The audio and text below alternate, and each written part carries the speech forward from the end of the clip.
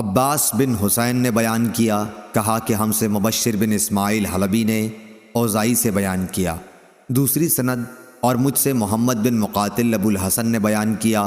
کہا کہ ہمیں عبداللہ بن مبارک نے خبر دی، انہیں امام اوزائی نے خبر دی، کہا کہ مجھ سے یحییٰ بن ابی کثیر نے بیان کیا، کہا کہ مجھ سے ابو سلمہ بن عبد الرحمن نے بیان کیا،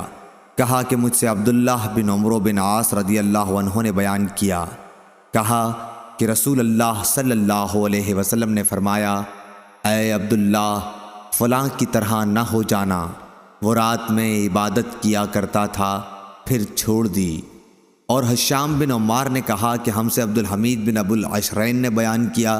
ان سے امام اوزائی نے بیان کیا، کہا کہ مجھ سے یحییٰ نے بیان کیا، ان سے عمر بن حکم بن ثوبان نے بیان کیا، کہا کہ مجھ سے ابو سلمہ بن عبد الرحمن نے اسی طرح پھر یہی حدیث بیان کی۔ ابن ابو العشرین کی طرح عمرو بن ابی سلمہ نے بھی اس کو امام اوزائی سے روایت کیا۔ صحیح بخاری حدیث نمبر 1152۔